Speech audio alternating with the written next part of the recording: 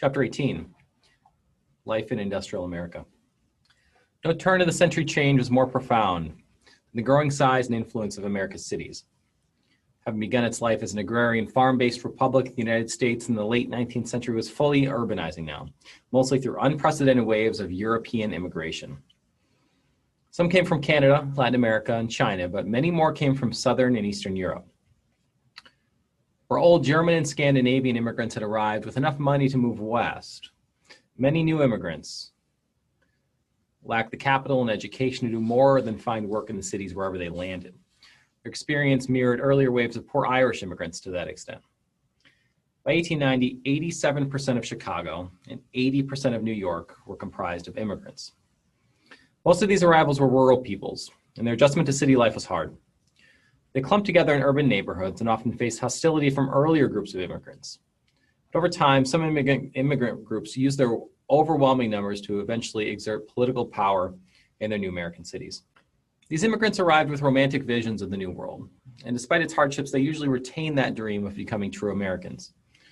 Second-generation immigrants, their children, typically assimilated well, and old-stock Americans encouraged it by teaching English in public schools. Indeed, business saw huge benefits from the cheap and seemingly unending waves of labor that the immigrants supplied. So efforts to tax or restrict most immigration in this era made little progress in Congress. New American cities were places of remarkable contrast. American cities had homes of almost unimaginable size and grandeur and hovels of indescribable squalor. A modern city had conveniences unknown to earlier generations and problems that seemed beyond the capacity of American society to solve. Into that fray, reformers, planners, architects, and others began to call for a more ordered vision of America's cities. They tried to create urban antidotes to the congestion of cities with public parks, libraries, art galleries, museums, theaters, and concert halls. As the size and aspirations of great cities increased, urban leaders launched monumental projects to remake them. They cleared away older neighborhoods and created things like the 1893 World's Columbian Exposition in Chicago, which celebrated American progress on the 400th anniversary of Columbus's first voyage to the Americas. Housing was an urban problem of paramount importance, especially as thousands of immigrants moved into cities each day. The wealthy could afford to settle on less expensive land in the edges of cities and commute by train and rail, but most city dwellers could not afford land and instead rented in urban city centers, where landlords crammed as many people into apartment buildings or tenements as they possibly could. That word, tenement, came to represent miserable slums without plumbing or heat. Jacob Riis famously took pictures of tenement housing and published them in his book, How the Other Half Lives.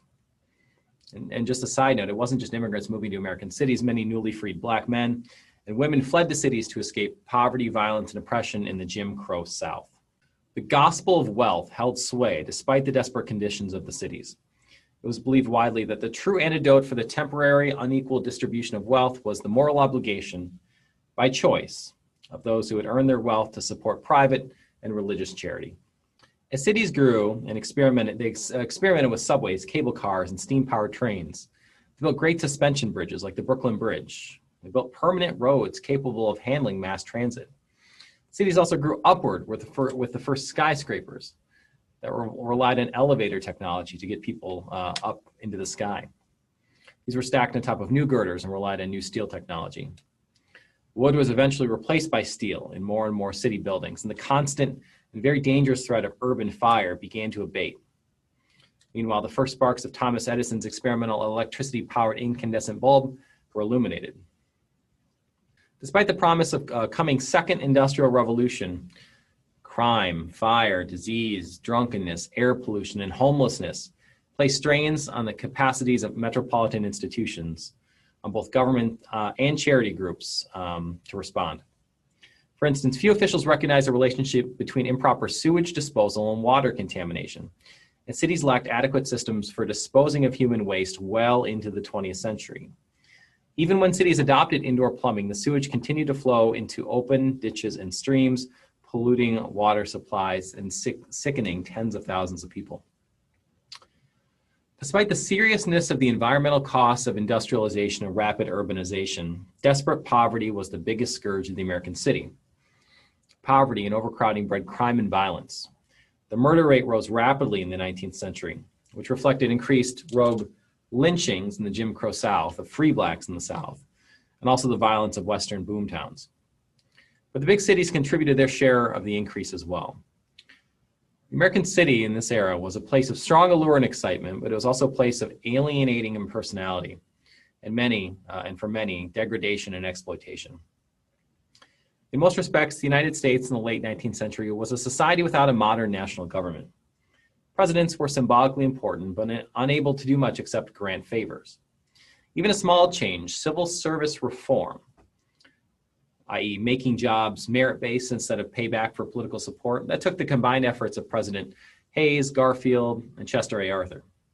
These men embodied an era in which few Americans believed the federal government could or even should try to accomplish very much. In this environment, many immigrants turned to political machines, or urban machines, for their principal source of help in times of need. The urban political machine owed its existence to the power vacuum that the chaotic growth of cities had created. Urban bosses of these machines curried favor with large groups of immigrants by paying favors to them, whether it be finding a job for someone in their family, buying them some groceries, dropping off a bag of coal for a very cold tenement apartment, etc.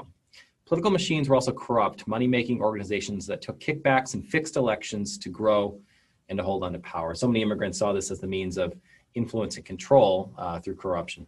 In the last decades of the 19th century, despite the poverty of our cities, a distinctive middle-class culture actually began to exert influence over much of American life.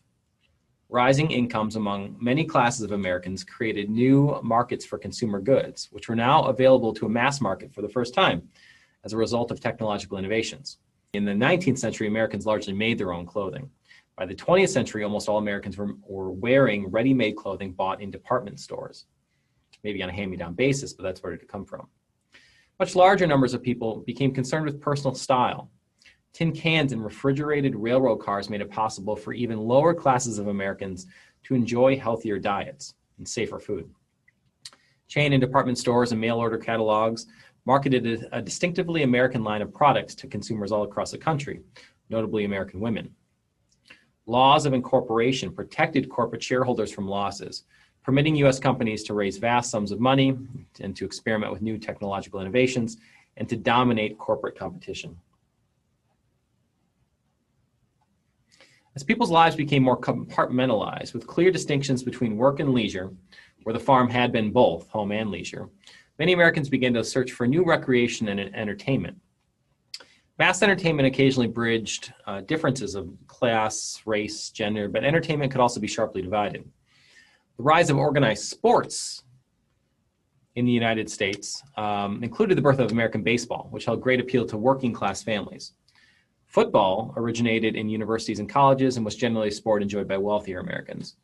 Basketball and boxing, too, were born in this era.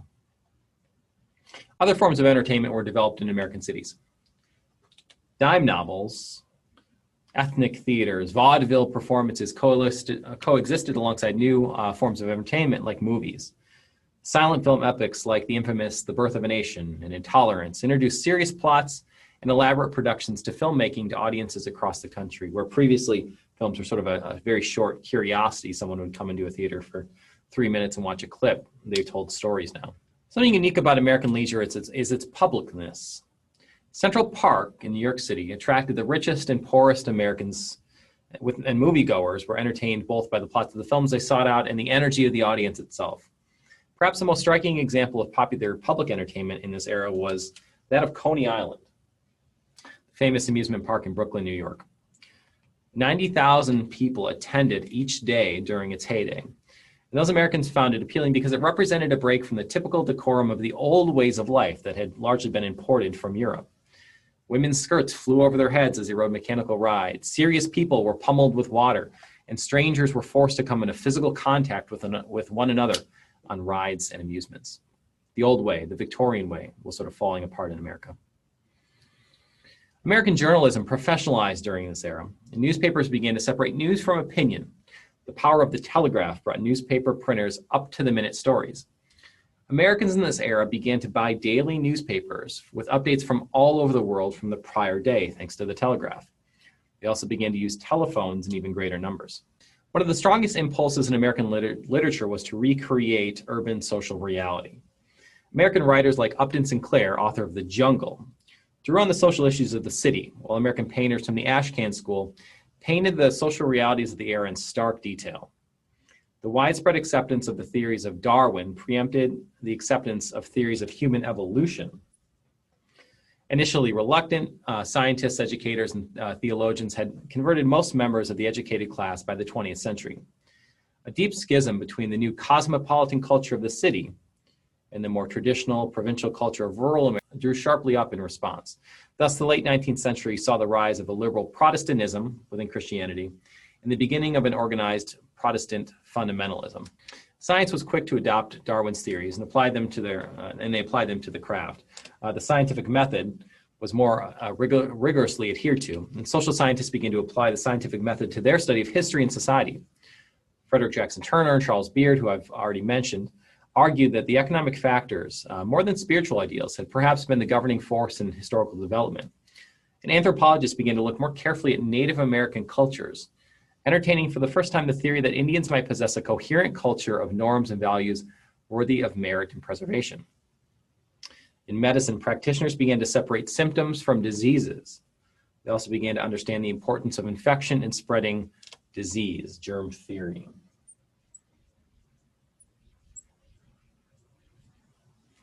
New technologies like the X-ray, microscopes, laboratory tests became critical tools in the fight against diseases like typhoid and dysentery. Imagine we were talking about sewage in the cities. Pharmaceutical research created aspirin and early chemotherapy at the end of the 19th century, and blood transfusions revolutionized the act of surgery. By the early 20th century, American physicians were the best in the world, and public health and sanitation became priority in cities previously overwhelmed with illness. This was also a time for rapid expansion of compulsory or mandatory education in the United States. While far from universal, 31 states made schooling mandatory for some groups of boys. In the South, public education was denied to African Americans. Educational reformers did, however, attempt to civilize Indians in parts of the North and Northeast through public education. Among adults, colleges and universities proliferated rapidly in the late 19th century. The Morrill Land Grant Act of 1862, during the Civil War, had allowed the federal government to gift land to states specifically for the creation of land-grant universities. 69 across the country were developed. These schools were chartered to advance knowledge in agriculture and mechanics and were committed at the outset to help advance industry and commerce. Big schools like Texas A&M are a good example of this.